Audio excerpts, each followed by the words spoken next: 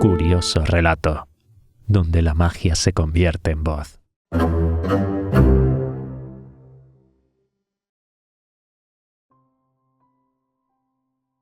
Capítulo 20, en el que Fix entra directamente en relación con Phileas Fogg.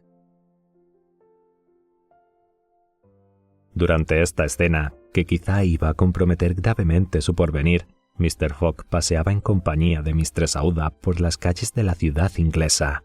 Desde que la joven había aceptado su ofrecimiento de llevarla a Europa, Mr. Fogg había tenido que pensar en todos los detalles que requiere siempre un viaje tan largo. Que un inglés como él diese la vuelta al mundo con una bolsa de noche, pase, pero una mujer no podía emprender semejante travesía en aquellas condiciones. De ahí la necesidad de comprar los vestidos y objetos necesarios para el viaje. Mr. Fogg realizó aquella tarea con su calma habitual y a todas las excusas y observaciones de la joven viuda, confusa por tanta obsequiosidad, respondía invariablemente: «Lo hago en interés de mi viaje. Está incluido en mi programa». Una vez efectuadas las compras, Mr. Fogg y la joven regresaron al hotel y cenaron en la mesa redonda, suntuosamente servida. Luego, Mistress Aouda, algo fatigada, subió a su habitación después de estrechar a la inglesa la mano de su imperturbable salvador. El honorable gentleman pasó el resto de la velada leyendo absorto el Times y el Illustrated London News. Si hubiera sido capaz de asombrarse de algo, lo hubiera hecho al no ver aparecer a su criado a la hora de acostarse. Pero sabiendo que el paquebote de Yokohama no salía de Hong Kong hasta la mañana siguiente, no se preocupó por ello. Pero el día siguiente, Passepartout no acudió a la llamada de su dueño. Nadie hubiera podido decir lo que pensó el honorable gentleman al saber que su criado no había vuelto al hotel. Mr. Fogg se limitó a coger su equipaje, avisó a Mistress Aouda y envió a buscar un palanquín. Eran entonces las 8 y la marea alta, que debía aprovechar el Carnatic para salvar los pasos del puerto, estaba prevista para las 9:30. Cuando el palanquín llegó a la puerta del hotel, Mr. Fogg y Mistress Aouda subieron al confortable vehículo y el equipaje les siguió en una carretilla. Media hora más tarde, los viajeros se apeaban en el muelle, donde Mr. Fogg supo que el Carnatic había salido la víspera. Mr. Fogg, que esperaba encontrar el buque y a su criado, tenía que prescindir de uno y de otro. Pero ninguna muestra de contrariedad se advirtió en su rostro, y cuando Mistress Aouda le miró inquieta, se limitó a decir: «Es tan solo un incidente, señora, nada más». En aquel momento, un personaje que los observaba atentamente se acercó. Era el inspector Fix, que después de saludarlos dijo: «Caballero, ¿no es usted como yo uno de los pasajeros del Rangoon, llegado ayer?» «Sí, señor», respondió con frialdad Fogg, «pero no tengo el honor». «Perdóname, pero creí que encontraría aquí a su criado». «¿Sabe usted dónde está, señor?», preguntó rápidamente la joven. «¿Cómo?», replicó Fix, fingiendo extrañeza. «¿No está con ustedes?». «No», respondió Mistress Aouda. «Desde ayer no ha dado señales de vida. ¿Habrá embarcado sin nosotros en el Carnatic?» «¿Sin ustedes, señora?», replicó Fix. «Pero perdóneme la pregunta. ¿Pensaban ustedes partir en ese paquebote?» «Sí, señor». «Yo también, señora, y estoy muy contrariado. El Carnatic terminó sus reparaciones y ha salido de Hong Kong 12 horas antes sin avisar a nadie. Tendremos que esperar 8 días hasta la próxima salida». Al pronunciar las palabras 8 días, Fix sintió que el corazón le latía de felicidad. 8 días. Fogg retenido 8 días en Hong Kong. Tendría tiempo suficiente para recibir la orden de arresto. Por fin la suerte se inclinaba del lado del representante de la ley. Júzguese el mazazo que recibió al oír que Fogg decía con su voz tranquila: «Es de suponer que habrá más buques en el puerto de Hong Kong, aparte del Carnatic». Y ofreciendo el brazo a Mistress Aouda, se dirigió a los muelles en busca de un buque dispuesto a hacerse a la mar y partir para el Japón. Fix, desconcertado, los siguió. Parecía como si un hilo le uniese a aquel hombre. De todas formas, la suerte parecía haber abandonado por completo a quien hasta entonces había protegido. Phileas Fogg, durante 3 horas, recorrió el puerto en todas las direcciones, dispuesto, si fuera preciso, a fletar un buque que lo transportara a Yokohama. pero no vio más que barcos cargando o descargando que por consiguiente no podían aparejar. Fix sintió renacer sus esperanzas. Entretanto, Fogg, sin desanimarse, estaba dispuesto a continuar sus pesquisas, aunque para ello hubiera tenido que ir hasta Macao cuando fue abordado por un marinero en el antepuerto. ¿Desea un barco el señor?, le preguntó descubriéndose. ¿Tiene usted uno dispuesto para partir?, preguntó Phileas Fogg. Sí, señor, el barco piloto número 43, el mejor de la flotilla. ¿Es rápido? Entre 8 y 9 millas aproximadamente. ¿Quiere usted verlo? Sí. El señor quedará satisfecho. ¿Se trata de un paseo por mar? No, de un viaje. ¿De un viaje? ¿Se compromete usted a llevarme hasta Yokohama? El marino, al oír aquellas palabras, dejó caer los brazos y miró asombrado a su interlocutor. ¿El señor se burla de mí?, dijo. No, he perdido la salida del Carnatic y tengo que estar el día 14 a más tardar en Yokohama para tomar el paquebote de San Francisco. Lo siento, respondió el piloto. Pero es absolutamente imposible. Le ofrezco 100 libras diarias y una prima de 200 libras si llegamos a tiempo. ¿Va en serio?, preguntó el piloto. Completamente en serio. El marino se alejó unos pasos y permaneció unos instantes mirando al mar, luchando evidentemente entre el deseo de ganar aquella enorme suma y el temor de aventurarse tan lejos. Fix experimentaba una angustia mortal. Durante este tiempo, Mr. Fogg se volvió hacia Mistress Aouda. ¿Tiene usted miedo, señora?, le preguntó. Con usted no, señor Fogg, respondió la joven. El piloto avanzó de nuevo hacia el caballero, dando vueltas a su sombrero entre las manos.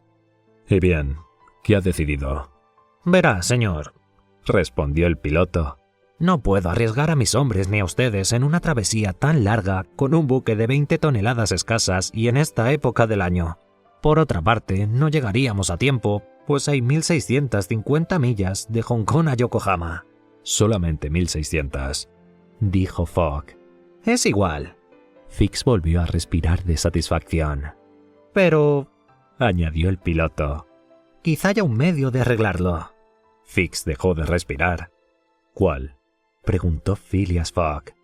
«Yendo a Nagasaki, en el extremo sur del Japón, 1.100 millas, o tan solo a Shanghái, a 800 millas de Hong Kong. En esta última travesía no nos alejaríamos de la costa china, lo cual representaría una gran ventaja, sobre todo teniendo en cuenta que las corrientes van hacia el norte». «Piloto», respondió Phileas Fogg, «es en Yokohama donde debo tomar el correo americano y no en Shanghái o en Nagasaki». «¿Por qué no?», le contestó el piloto.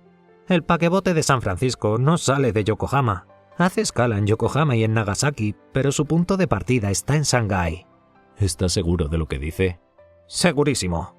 ¿Y cuándo sale el paquebote de Shanghái? El día 11 a las 7 de la tarde. Tenemos pues 4 días de tiempo. 4 días, es decir, 96 horas, y con una media de 8 millas por hora, si el viento viene del sudeste y el mar se muestra bonancible, podemos franquear fácilmente las 800 millas que nos separan de Shanghái. ¿Cuándo podemos partir? Dentro de 1 hora, el tiempo de comprar víveres y de aparejar. Trato hecho. ¿Es usted el patrón del barco? Sí, señor. John Bansby, patrón de la Tankadיר. ¿Quiere usted algo a cuenta? Si no le importa... Tome 200 libras a cuenta. Señor, añadió Fogg dirigiéndose al detective, si quiere usted aprovechar... Caballero, respondió resueltamente Fix. Iba a pedirle este favor. Bien, dentro de media hora estaremos a bordo. Pero ese pobre muchacho... dijo Mistress Aouda, muy preocupada por la desaparición de Passepartout. Voy a hacer por él cuanto sea posible, respondió Fogg. Y mientras Fix, nervioso, febril e iracundo, se dirigía al buque piloto, ambos se trasladaron a las oficinas de policía de Hong Kong. Allí Phileas Fogg dio las señas de Passepartout y dejó una suma suficiente para repatriarlo. Cumplida la misma formalidad en el consulado francés, el palanquín, después de pasar por el hotel donde recogió el equipaje, dejó a los viajeros en el muelle. Dieron las 3, el barco piloto número 43 con su tripulación a bordo y los víveres embarcados estaba dispuesto para hacer a la mar. La Tankadיר era una bonita goleta de 20 toneladas, de proa esbelta, corta airoso y con la línea de flotación muy prolongada. Parecía un yate de carretera. Sus brillantes cobres, sus herrajes galvanizados, su puente blanco como el marfil indicaban que el patrón John Bunsby se preocupaba de mantenerla en buen estado. Sus dos mástiles se inclinaban ligeramente a popa. Llevaba cangreja, mesana, trinquete, foques, cuchillos y botalones, y podía aparejar bandola para viento en popa. Tenía que marchar maravillosamente, y de hecho, había ganado ya varios premios en las competiciones de barcos pilotos. La tripulación de la Tankadere estaba compuesta por el patrón John Bunsby y 4 hombres. Eran bravos marineros que en todo tiempo se arriesgaban en la búsqueda de buques y conocían perfectamente aquellos mares.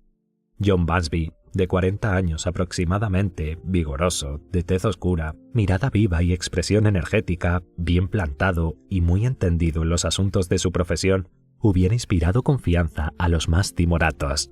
Phileas Fogg y Aouda subieron a bordo. El inspector de policía se encontraba ya allí. Por el alcázar de popa se bajaba a un camarote cuadrado cuyos tabiques se arqueaban por encima de un diván circular. En medio había una mesa alumbrada por una lámpara de seguridad. La estancia era pequeña, pero limpia. «Lamento no tener otra cosa mejor que ofrecerle», dijo Phileas Fogg al detective, que se inclinó sin pronunciar palabra. Fix experimentaba cierta humillación al aprovechar los favores de Fogg. «Ciertamente», pensaba, «es un tunante muy cortés, pero tunante al fin». A las 3:10 fueron izadas las velas. El pabellón de Inglaterra ondeaba en el topo de la cangreja de la Tankadere. Los pasajeros se sentaron en el puente. Fogg y Aouda miraron por primera vez hacia el muelle por ver si Passepartout aparecía. El agente no dejaba de sentir cierto miedo, pues el azar podía haber conducido hasta aquel paraje al desdichado muchacho tan indignamente tratado por él, y entonces hubiera sobrevenido una explicación muy desventajosa para Fix. Pero el francés no apareció, porque sin duda el narcótico lo tenía todavía bajo su influencia. Por fin, el patrón John Bunsby se internó en el mar y la Tankadere, enfilando el viento con cangreja, mesana y foques, se lanzó cabeceando entre las olas.